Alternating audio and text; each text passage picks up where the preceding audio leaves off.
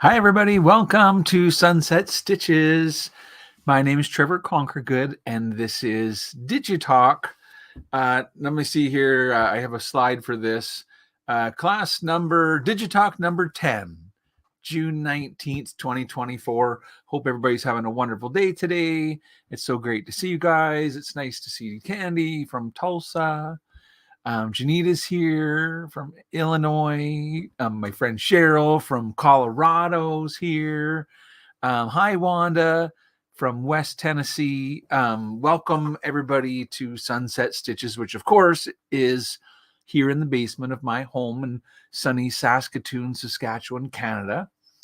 And I'm happy to say I have my son Nicholas over here with me, kind of helping out behind the scenes. Hi, Denise. Hi, Donna. Nicholas is helping me with the chat and with the video feed so that I can kind of focus on doing some digitizing today. And as I always do at Digi-Talk, we do a little digitizing. So it's also a chance for people to stop by and maybe ask a question or interact with me a little bit. So I'm always happy to take a question if you have one. This is my design that you get to download this week. If you're a member of my classes, then I finally finished my what is this? The here, bring me full on. Yeah, the 100 Acre Woods, the whole, so that's the whole thing. I don't know how many weeks did I work on this, Nick? At least 8. Quite a few weeks. I did a little bit at a time, and we learned lots of lessons along the way. I stitched it out. I think it turned out pretty darn good. It's really cute, you got Winnie the Pooh and Piglet and Where the Woozle Wasn't and Pooh's Traps for Heffalumps and all the good stuff, and the bee tree up at the top there. You gotta love the bee tree. And anyhow, so Owl's House and Eeyore's Gloomy Place. And what do you think of Eeyore? Because we did Eeyore. It was actually 2 weeks ago, and I saw there was a comment on the post just yesterday. And I just saw it this morning, and I was like, I just finished stitching that out. Let me see. The comment was about the legs. And essentially the comment was that I had only made 3 legs, and could they add the 4th one? And I see what you're saying about, he's pretty small. He's got his head and his little ears there. And I just really did one back leg because there's kind of a thread there. Like, anyhow, of course you could edit it, right? If you get this design from me and you have the Floriani software, then it's up to you to take her from there, and whatever you want to do. It would be very easy. I'll go in and look at that because I didn't actually get a chance. I don't remember who asked the question, but I read it this morning and I was like, oh, that's a good question. I don't know. Yes, the answer is yes. You can add the leg if you want to. Would I add the leg is the question, because I was really trying to follow the lines for Mr. Shepherd and Winnie the Pooh, right? It's like I was trying to follow the artwork that it's not Mr. Shepherd, I know, but it's really just from the original book, and I was trying to follow the marks. But my artwork was very pixelated, I think is the word I want to say, right? I didn't get a nice clean artwork like I sometimes like to. So I worked, that is kind of the beauty of, if you're going to hand digitize, then if your artwork isn't perfect, well, okay, you can still, you're going to do the clicking regardless, whether it's a perfect line or kind of a pixelated line. I can see the line that I want to draw, much better than when the artwork matters more is when you're going to use the automation, right? If the computer has to see the lines and they're too pixelated, it tends to make really wiggly lines. But I like to make them like, I think they turned out pretty darn straight, except for the ones that I didn't want straight, right? Because the little footpaths, I kind of purposely, if you remember, I kind of tried to make them a little bit kind of jinky like that. But over 10 weeks, you guys, it's quite a collection that we've made. Because I don't put a lot of time into it outside of our live, maybe just a little bit throughout the week, because I have so much that I do as the software manager at R&K, and plus I'm getting really excited about my events for next year. So I have some news on that, you guys. I'm going to go on screen in a minute and we're going to look at all this, but I'm just showing you guys all the little Winnie the Poohs that I did over the last 10 Digi-Talk classes. Oh, I think that goes that way. But the news is I'm planning an all-new class that will start in September of 2024 for my new events that I'm planning in stores, around anywhere in the world. I'll go, preferably in Canada, United States. So, but that said, I'd love to get back to Australia someday, and it's been a while since I was over and saw my friends in Scandinavia, and so. But right now, I'm kind of booking my fall. So I know I'll be in San Diego, Sewing Machines Plus, and I know that I'll be in Crestview, Florida, visiting Ruthie's, and I will be in Sioux Falls, South Dakota, visiting Fonder Sewing. And do you remember going to Fonder, Nick? Yeah, Nick and I went together to Fonder Sewing. That's the only trip he would like me to bring. Nick probably will show up at least one of my events this fall as a guest, because Dad promised he'd bring him around. But that said, I'll be in Moores in Southern California in November. Let's see. March, I know that I'll be in Florida. Exactly where in Florida, I'm not sure. Somewhere in the Sarasota neighborhood, I think. And so I'm going to be posting the date. Once I figure it all out, I'll put some news on my website and link it to you guys. If you don't know, I have a page on my website that's kind of like, if you're ever looking for Trevor, you go to that page. Would you bring me up again, Nick, the computer? And then I'll, what I'm saying is, if you visit Sunset Stitches, and I guess that's actually the Floriani website, but let me bring up the homepage. This is my website, sunsetstitches.com. And where it says dates and times, this is where I'll add any news about upcoming events that are going to happen. But in general, this is where you can find out about all my classes, where they are going to be and when. So if you want to know about when's the next FTC Workshop 4 class, well, it's the Fireworks Challenge is our next class. When's our next Digi-Talk class? Well, that's today and that's next week.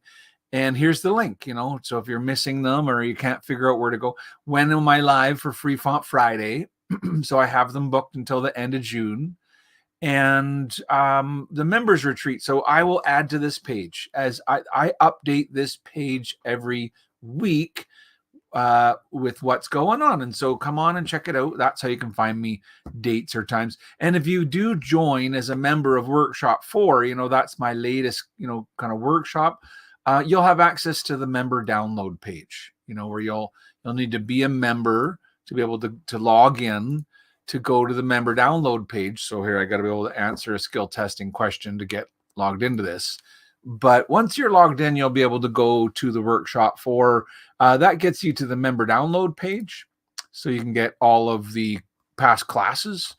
And so that is where you can learn about what is the next upcoming classes. There's a link right here. So now, again, a members only page for these are the classes June, July, August, that kind of thing. Apparently I need to update this page because those classes have been recorded and are now available on the download page. But there's also, of course, the font archive page. That's another thing that members get is the font archive page, and we do a font every week. Well, now you can just click here to get 1 to 20, all at once. You don't have to download each one of them and install each one of them. This right here is the link to download the first 20, and there's 21 and 22. Did you have a question, Nicholas?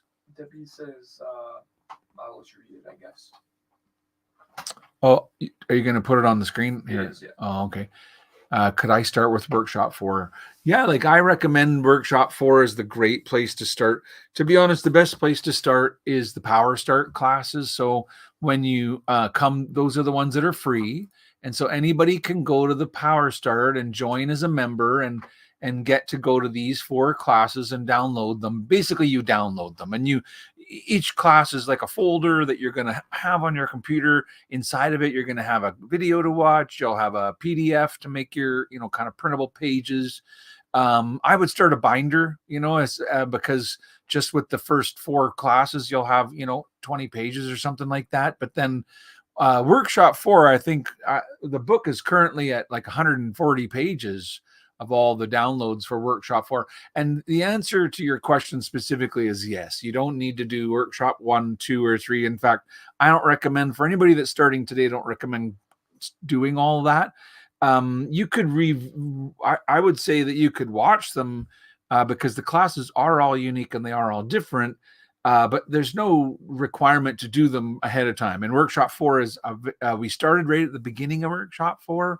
We kind of worked our way along. And so we've come a long way and done a lot of stuff. And so there's a lot of past classes to watch, but there's also still a lot of more challenges to do because we do a monthly challenge. And so there's still quite a bit left to go in workshop 4. If you're going to do workshop 4, I will say I have a discount code that I have a picture of here. The next class for workshop 4 is our fireworks challenge, and I'm going to work on fireworks today. So I want to show you guys a few cool things about making fireworks designs. And but this is what I was trying to say is there's a discount if you want to join. Anybody's welcome to join as a member of FTC Workshop 4. And if you use the code Trevor99 when you're joining, then it updates the price to be $99.97. So thanks very much. Digi-Talk, this is the design that you'll download and install for this week. So like I said, I worked on this for several weeks, but so here's the finished design, that it's all done. Actually, that's not true. This is still kind of in progress because I think at the end I did select it all and make it all one color. Right now what I have is all of the red is the connected stuff, that everything red sews without jumping. And then the darker red stuff was all the words, that I just didn't want to connect them to anything else. And so I tried when I did the words to do them in such a way that it would get my machine to trim, because like, for example, up here, I did like sort of like the word and then tree, and then rocks, and then bee, and that way, it wasn't just like jumping from the R to the A and the A to the S. I try to avoid that as much as I could in the design, just because I know that on my machine, anyways, it likes to use the distance as to activate the trims, and I know that you can turn on the trim codes, and that's definitely something that you can turn on, but not all machines recognize trim codes. Some machines do it by jumps. And so by me designing them to have a little bit longer jump in between the words, it kind of helps with that. So I did that. Yeah. And I did all the words in what you would call a 2-ply run stitch, right? So if I kind of zoom into this point and then zoom up to where it sews the word piglet, right? So you can see it starts at the beginning and it just walks its way all the way to the end of the word piglet. And then if I let it go play right now, you'll see it'll kind of like walk its way back to the beginning. So every word was done like that, house, and then this is the piglets, so it just trims between the words is what it does. Yeah. So, okay. And where will you find these designs? Well, once you go to the website and download them, I like to keep them in my library. So I made you guys an asset file that'll put them in here. So then you can go and see, oh, this is, the design that I got in, number 10. And what did we get in number 9? That kind of thing. And maybe you want to combine them up to make a quilt block or something like that. I would say that this design, since we're talking about it, I kind of made it about as small as I feel it could go. I wouldn't try to make it a heck of a lot smaller just because the details and the words are going to start to disappear. It's pretty small. But you could definitely take it bigger. I don't think that would be wrong if you, because right now I made it, it's around 8 inches wide. And I know a lot of people have machines that have bigger than 8, but I'm not sure if I would try and push this into the 5x7 hoop, is what I'm saying. If you really wanted to sew it in a 5x7 hoop, there would be a way to do that. But you would need to have a little bit of skill, and you could divide the design with there's tools in the program, to do multi-hooping, if you want to do that. But I'm not preparing it for multi-hooping. And it's not that I don't enjoy the machines with the 5x7 hoops, but I don't program for them anymore. I will be honest. I haven't, I don't always take in some designs I make bigger than 5x7. And if you own the 5x7 hoop, then I kind of rely on you to know how to do the work, because that's, like I said, it's possible. But well, if you want, we can make that a top. If you're that person and you're like, no, Trevor, that's me, leave it in the comments and I'll do a little workup. I'll plan for it. We'll do one sometime. I'll show you how to do it, is what I'm saying. But yeah, so this was kind of fun. And so I thought it would be time to work on something new today. And of course, I want to keep working on Winnie the Pooh, right? So I can always go open, and then I have all the kind of artwork at the beginning here in number 1. So we could look through and pick something, to start another one kind of thing. I haven't done any of the real the rain and the bees pictures yet. I noticed that. There's so many great pictures.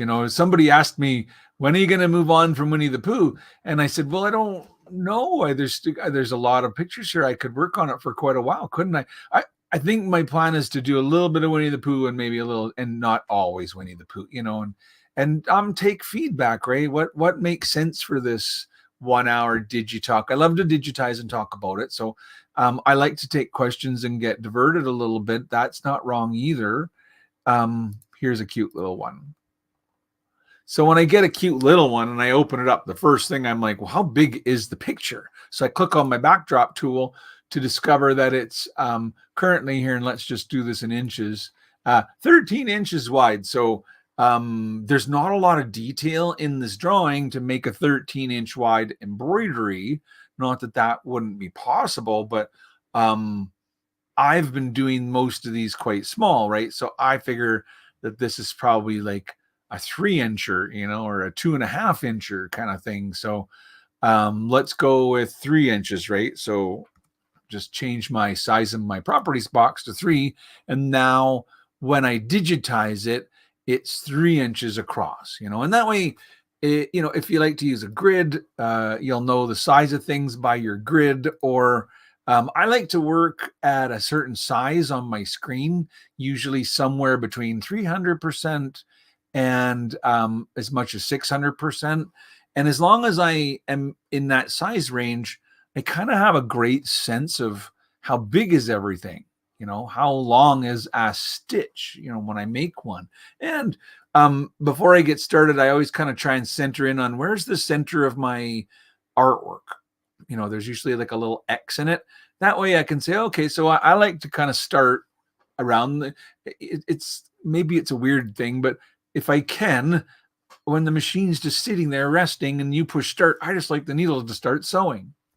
So it's not wrong, but if I can, I'll literally do that. Or I'll start really close to it. If I don't want to start like in the middle of this line, I'll just start right there. So I can reach to my digitizing toolbox and select a run stitch.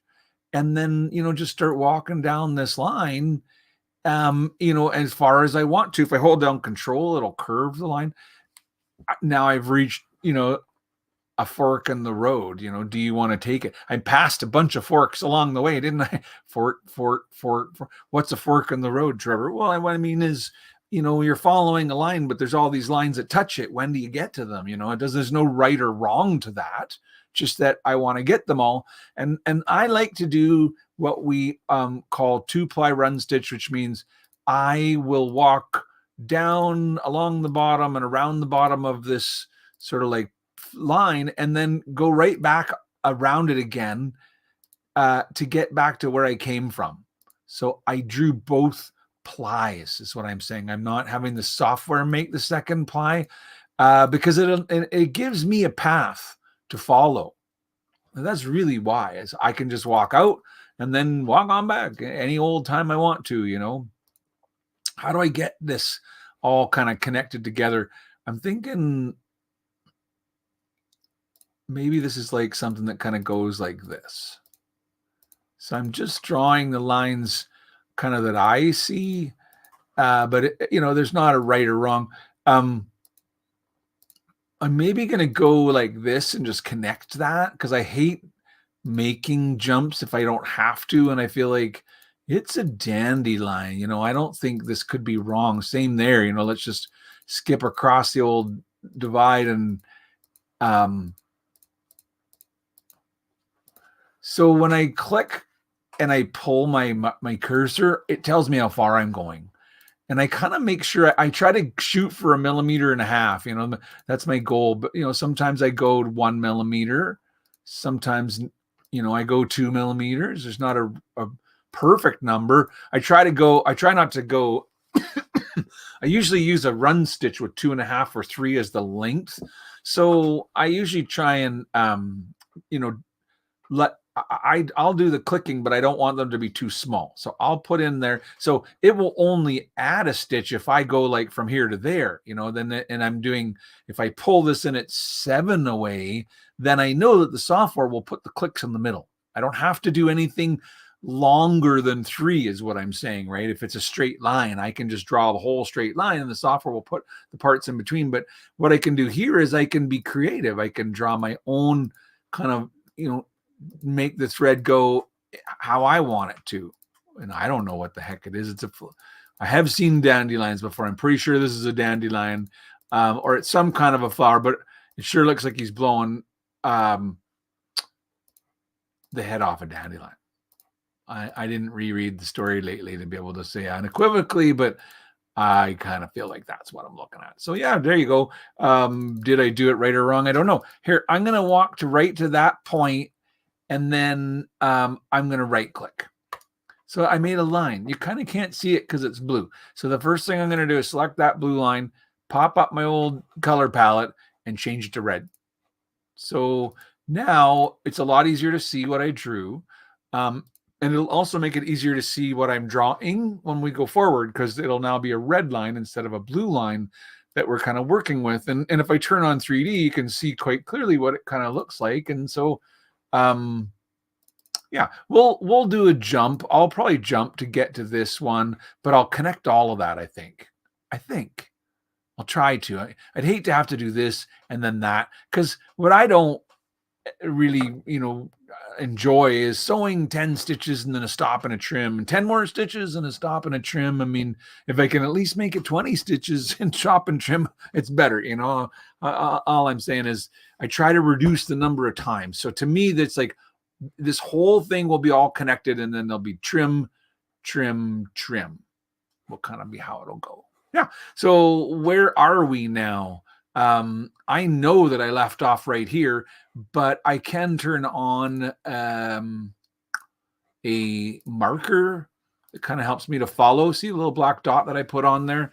It's kind of it's in your properties box under the sketchbook, toolbox kind of thing. There's all these different settings that you can control. And it's really quite a lot of them, isn't it? The ways that you can customize the program. But that's one that I go to quite often when I do this kind of work, because when I stop, I'd like to be able to stop and, kind of rest my hand, but I want to be able to know where I left off so that I can click to get started again. And I'm just going to go back along the line, back to the beginning. And the one that's kind of nice about going in 3D is I can kind of get a sense for, can you see the needle point? So when you're drawing, it allows you to kind of get a real sense for how long should a stitch be. And what I'm trying to avoid is going click, click, click, click, click and putting in, a bunch of little points when they're like all, too small to be a nicely formed embroidery stitch, and I guess really that's the thing is what is that, Trevor? What can make a good embroidery stitch? And we talked about this. We often talk about this, right? The 1 millimeter sort of theory that really that's, the machine needs to travel a certain distance from one needle point to the next needle point. If you don't, the needle just goes into the same hole that it just came out of.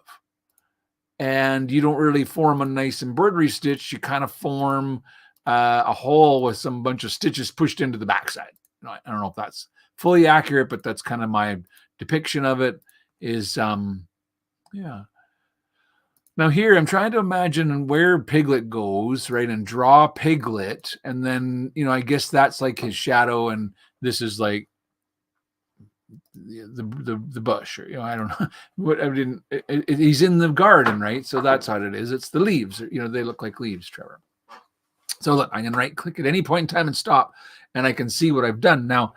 So I know where I started here, and I know that I walked all the way over to there.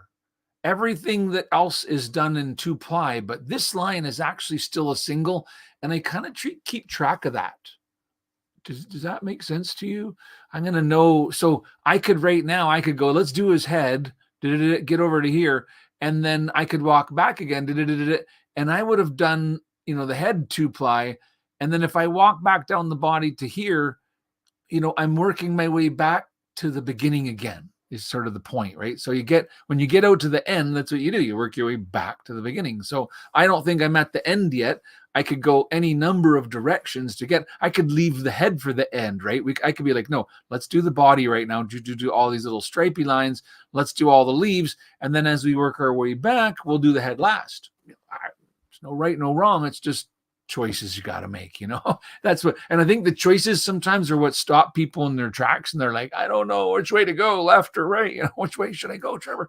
There's no right or wrong, you guys. Like, I can't tell you which way to go. You just got to make a choice. Your goal is to get all the ways. So pick one. I don't think it's wrong. I did the head. Let's do the head first. When I'm doing these lines, I try to get these little sort of tangents, if you want to call them that, little branch lines, ears, appendages, things that you can do and kind of knock them off. I try to do them the first time I get to them. I don't always do it that way, but I try to. Now here, do you want to jump in for his eye, or is that so small? Like, we're currently 900% zoomed in. I feel like I should just do this. That's 1.7. And then I'm going to go here. Let's go here. 1.1 here. 1.3 here. 1.3 here. 1.2, and then back out again. See, so I did what's known as a star dot. So now I got to the end of the head, and technically I've come all the way around the horn. I could keep going, and then I would finish off, on the head at the end again, or I could do an about face, turn around, and start heading back down the line that I just drew, and be like, let's knock the whole head off kind of thing now while we're at it. And again, there's not really a right or wrong. It's just a matter of, can you remember what you did? I think that's because once I get back to, let's say here, I'm going to stop for a minute. So I know that the head is all done. The eye there is kind of like a little star dot, but it looks quite obvious. Like, oh, wow, look at that. That doesn't really look very good. But when you look at it in real life, it's just a little dot. And what we did was we made each stitch of that star the kind of maximum 1.2, 1.2. Because if you try and make an actual dot, you end up making a 0.5 and then followed by a 1, and then followed by another 0.5. And so you get like kind of one stitch for the whole thing. Whereas here I got 1, 2, 3, 4, 5 decent, link stitches that all kind of go across and make a little 5-point star, which becomes what I call the star dot. And I use it for all sorts of things. And that is just an example of it. So, okay, here, let's just hammer this off. And here I'm thinking, I don't want this to close up as much as it did. I know that this is like stripes. So I could do a stripe and then walk back, do a stripe, and then walk forward. And so now I'm doing single ply stripes. Do you understand what I mean by that? I'm not going to go back along. I'm just going to leave those ones be single plies. Now, I kind of just try and keep my pattern going up along where I can't see it anymore. And then we'll try and match it on the other side the best we can so that it gives that look of he has little stripes that, are so small that they kind of all filled in, and I'm trying to give them oh, look, it's actually the stripes are there. So now I've gotten to the bottom. I think I'll just keep going down the row to the end, kind of at the bottom like this. And then I'll walk up this extra side here until I get to there and start going back and forth. So can you see how I'm making it up where what I really can't see, I'm just kind of winging it. But when I come across, I can see where the other one on the other side was, and I can just kind of go, okay, well, we'll do approximately the same thing on either side. Now, I'm going to go around the outside again. And when I get to this spot right here, I think I'm going to go in and go around this arm so that there's no empty gaps. Because there may have been, the way I had done it before, it wasn't fully filled in, so now it's time to kind of go ahead and go around the artwork shape and fill it in with the full outline like that. And you could even go around a second time if you want to make it kind of a more bold line. So, and I guess what we're really doing is we're leaving the arms kind of void, right? And I'm going to get back to there and come out again and head back on down the row and get to right there and stop. So there, I've done almost everything in Piglet. We started right here and I walked down to there and I've done everything else. That's the line that I still need to go back to finish. But now that I'm kind of at the top of his butt there, I think I'll do all this other stuff. Now, here is where, it's not wrong to switch from click, click, click to click and drag. It wouldn't be wrong. Because I don't think I could get it wrong. If I had my touchscreen laptop, it would be a lot easier, but I don't. So what I'm saying is I've been using this tool here where you click to click, click, click, and you right click and you're done. But I could use the paintbrush, which is the Sketch-a-Stitch, which gives me the run stitch tool that I can use to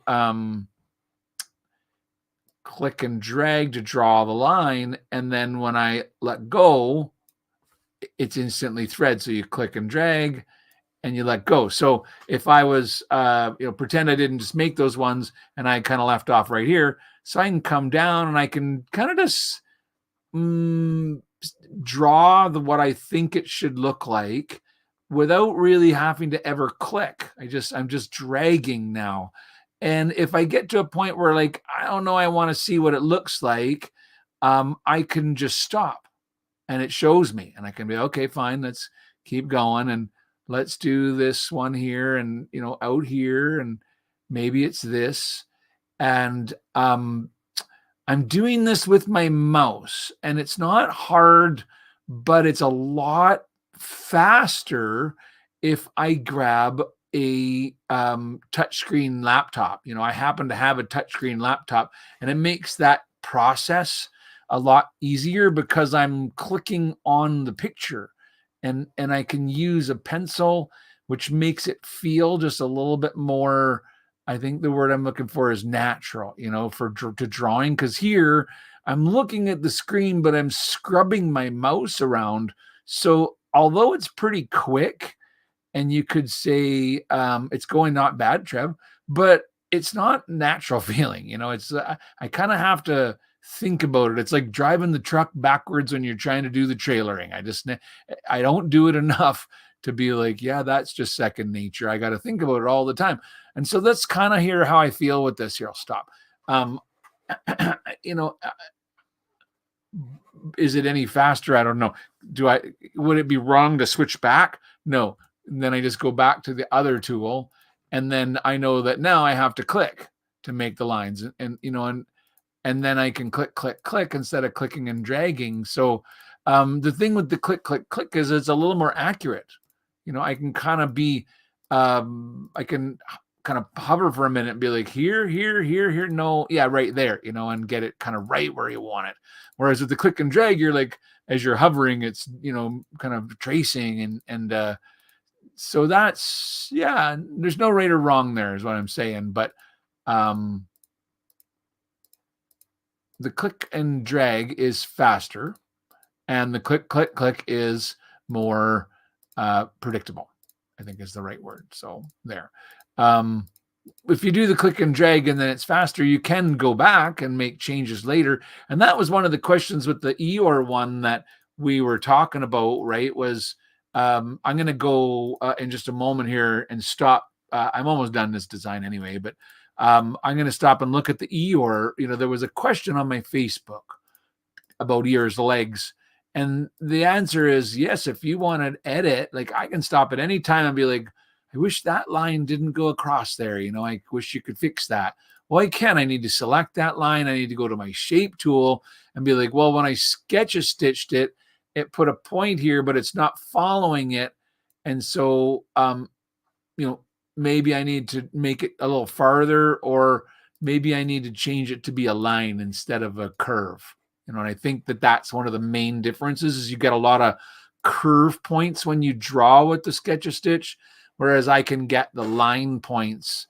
The software is more in tune with the line points. You know, when they're smoothed out, it doesn't put as many points in, I think is the point. So yeah, and so if you want to make it more accurate, you left click to get the line point, the straight points is what I'm saying. If I curve them, and when you Sketch-A-Stitch, the software kind of naturally tries to curve them as much as it can because it's trying to actually give you kind of the lightest, you know, embroidery that it can, with the least number of stitches on it. So yeah.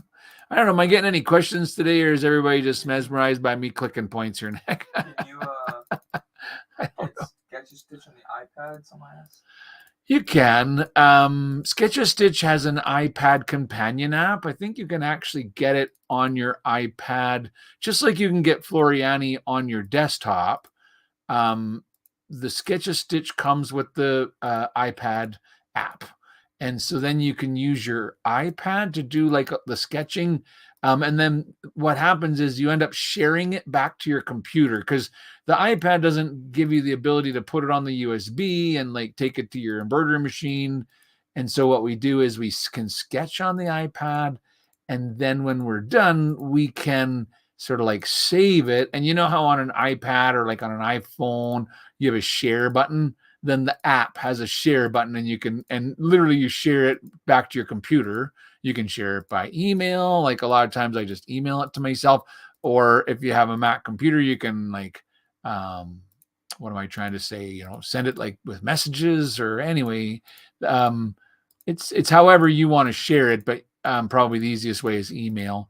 But to get it from the iPad to the computer, you share it. And then once it's on your computer, you reopen your sketch. And now you have the benefit of the extra tools that are not part of the app, like text, you know, and these kinds of things. And then when you're done, you simply save it to whatever machine format you want. So, and I think I'm kind of done with Piglet now. I'm just going to walk basically back remember I'd said I had to go back to the beginning. And then if there's any questions about any of all this, I'm happy to answer them, Nick. Yeah, I've got. I don't know if you want to read it or me. Give me a sec, and I will look. I'm just cleaning this up, and then I'll read it. Yeah, bring up what's the question from Denise? When you are doing the second run to make it a 2-ply, like around the head, do you try and go directly on the previous line of stitches or just close by? I try to go on the same points within reason. I don't specifically not try to go in the points, but I don't fuss on it. When I'm zooming in 600%, if I've missed by, a millimeter on screen, it's like a 1/6 of a millimeter in real life.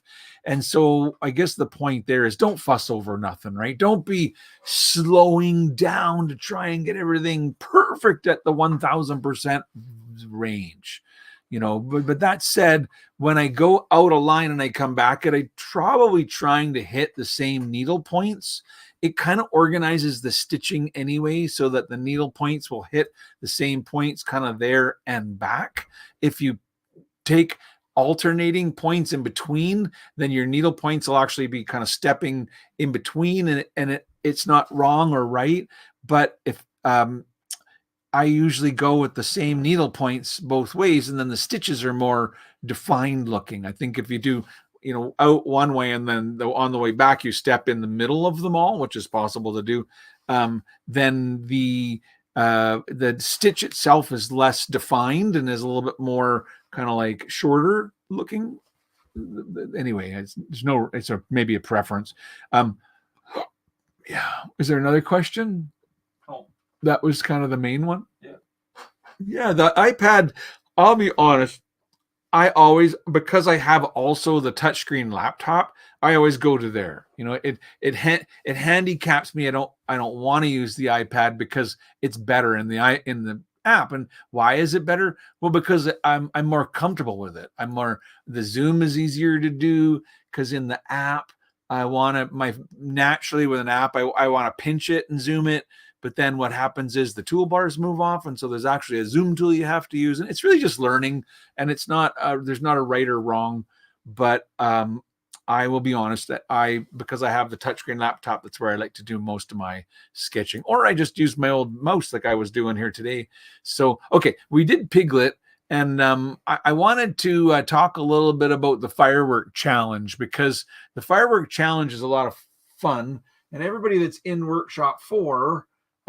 You should review the class number 18, where I did some firework designs, and this is kind of like an example of, making fireworks. Really, you can't go wrong. It's a firework, right? They never really explode the same way anyway, but how do you want to make it? Because I can just do run stitches that go back and forth, and that's so simple. Anybody could do that. You could do 2-3 colors, blend them together like that.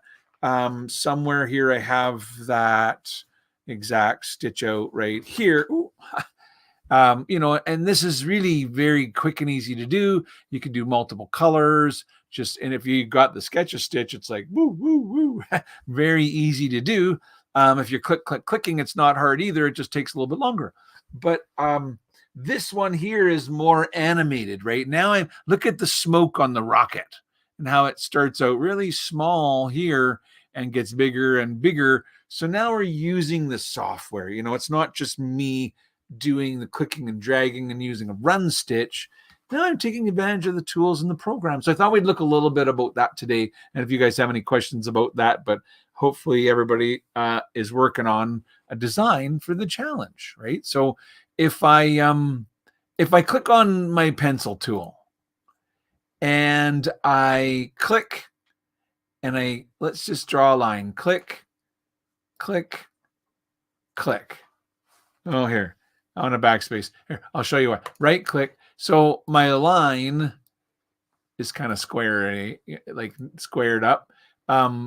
If I draw it again and I click, and then when I hold down the control key, when I go around these other points, it will round that line off for me. So now it looks more like that. So yeah, that was important to know, right? Just how to smooth them like that. And then my idea here was to use a motif.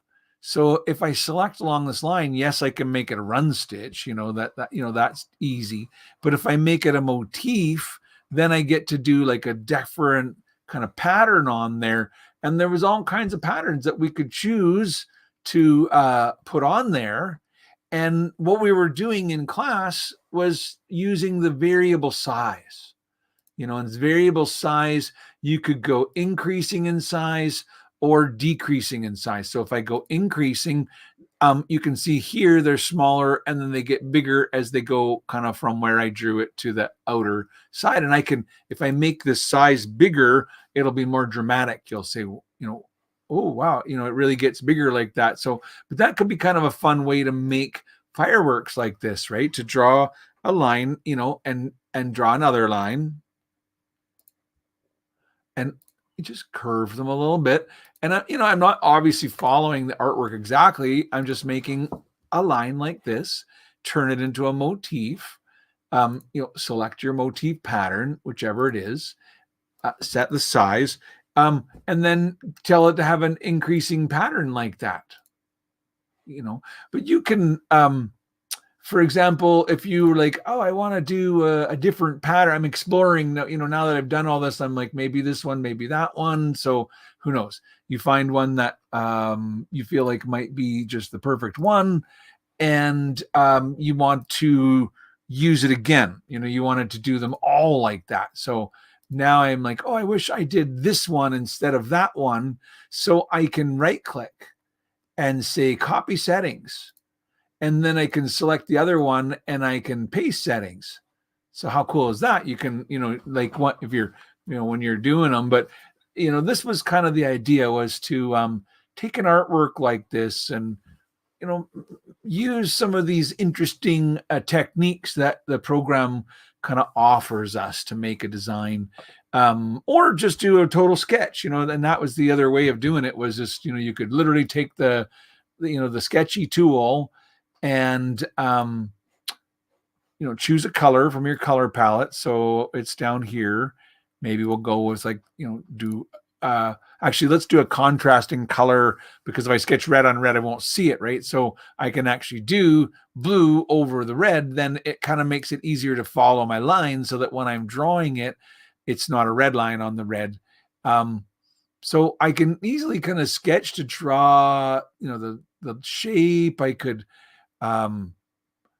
fill it in, back and forth as many times as I wanted to kind of fill in that area. Whenever I let go, it's going to make the stitching. I probably get a lot closer. Like I said, I don't normally do this at 100% or even 200 or even 300. I really like to work closer to 600 like this. It makes it a lot more easy to do this tracing now, because I'm a lot closer to the actual artwork. And then, my line went off a little bit on that. You probably saw the one that kind of wiggled out onto the white. Yeah, I could totally fix that. And I will, if it bugs me. But before I get there, remember that it's actually in real life only that big, and it is really just a firework, and it might not matter anyways, what you're really trying to make. So, yeah. So I don't know. Hopefully everybody's got some inspiration for the fireworks. I did do a few designs, and I shared a few pieces of artwork in the class for people to work on. There was this, what am I trying to say here? More of a graphical one that I did. So, now it's really just shapes, satin stitch shapes, pretty easy to do. So you could find all kinds of different kinds of artwork to help you do a firework, right? It could be a photograph. We could go on the internet and find a photograph of the fireworks over top of a bridge, and bring that in, and then do, the fireworks and the bridge. And fireworks are fun because we can sew on the dark fabric and use really bright colors and let them really shine. And it's kind of really dynamic like that. So hopefully I get some really awesome firework designs. I figured it made sense anyways, because everybody was probably going to want to work on something for 4th of July or Independence Day. This was from the class, one of the designs that we worked on in last class. And yeah.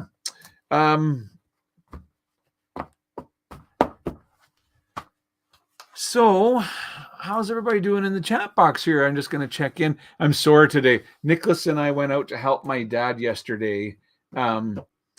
He's got, my mom and dad are retiring, and he's got products that are in the storage, and he's like, oh, I need your help to get a box. Well, we got out there, and it was one of those situations where the box that you need is like in the opposite side of where you're going to try and get at it, you know. So we had to move just about every single thing to get to what we wanted to get to. So it was a good thing for me as I brought Nicholas, and he's young, and so he just called it a good workout, you know. Right, Nick? Yeah. He did lots of working out, but we found what my dad needed, which was a box of some of his cool embroidery collection catalog that if you guys want to know, I can put I can here give you the link to the if you look in your comments, I'll give you the link to what I'm talking about. But we were looking for one of these for my dad.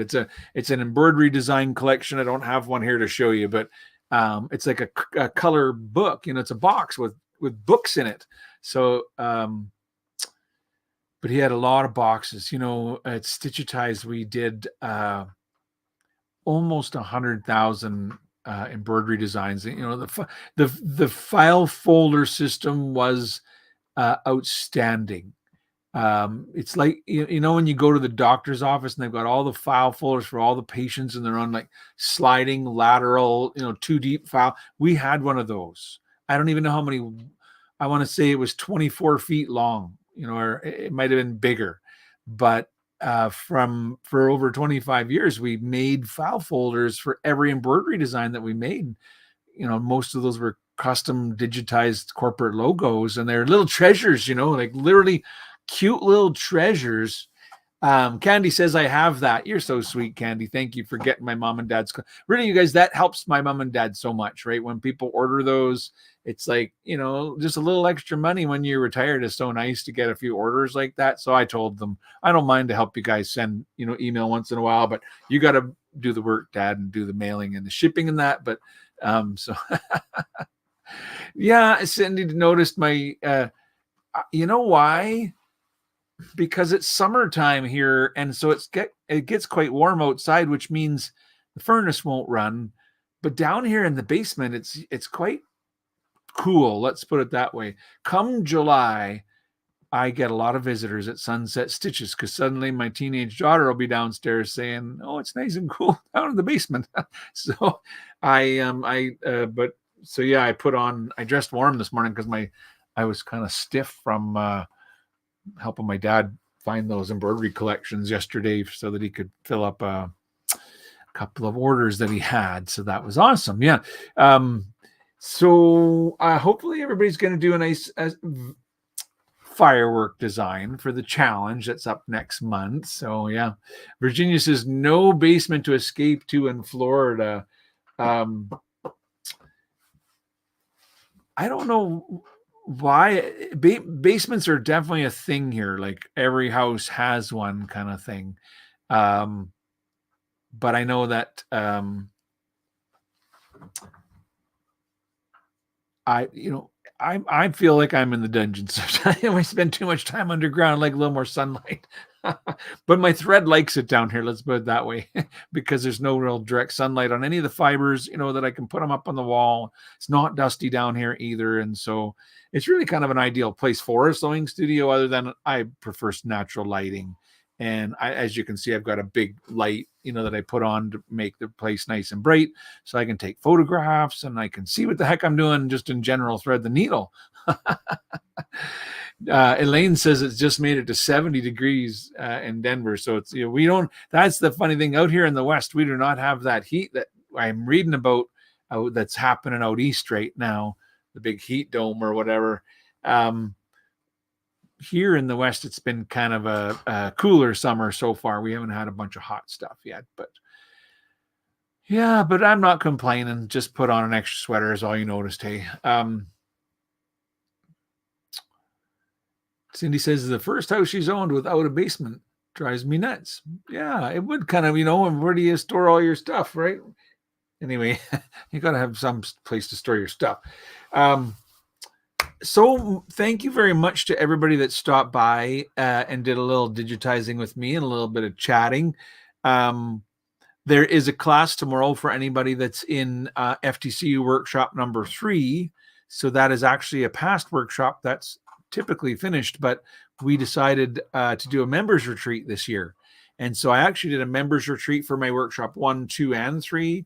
And anybody that tunes into any of these classes and is listening along, please just know that if you have ever collected any of my DVDs, I'm so happy to get you on my new website and get you access to your classes.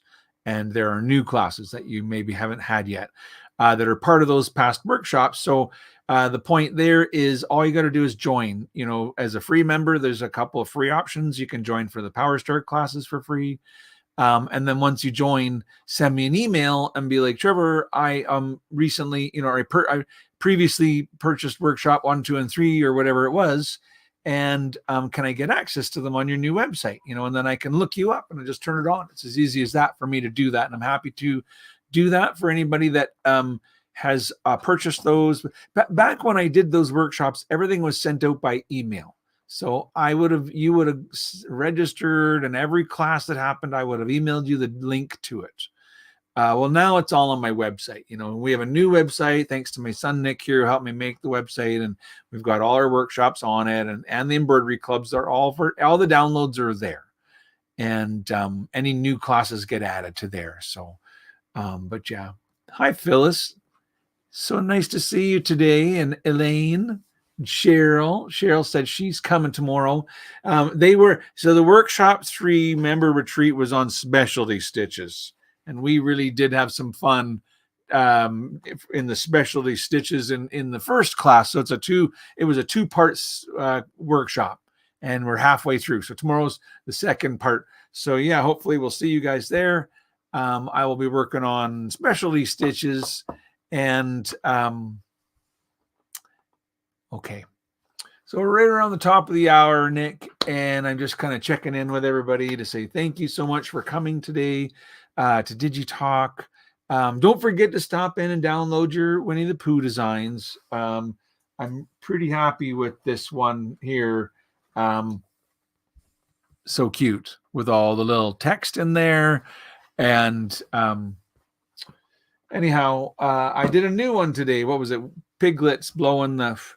I'll finish it up because I don't think I fully did I didn't do the little islands for the dandelion fluff. That's what I'm trying to say. But anyway, Vicky, thank you. I will see you in class tomorrow. She said she loves the map. I appreciate that. Welcome very much, Cindy. You're welcome. See you there, Edna. And thanks a lot, Elaine. I hope you guys have a wonderful day. But until next time, I'm going to let you guys go for now. And so it was great having you guys drop by the studio today. As you know, we will be live on Friday for Free Font Friday. And this is this week's font. So you still have a chance to go download it if you haven't gotten it already. This week's font is called Cut Out. And we do a new font every week here at Sunset. And so you can go and collect all the past ones. If you join as a member of Workshop 4, then you get access to all the past stuff. You get all the past fonts and all the past Digi-Talks and all that stuff. So easy to get it. You can just collect it whenever you have time. All right. Well, once again, it was wonderful having everybody. I hope you have a wonderful day. Until next time, bye for now.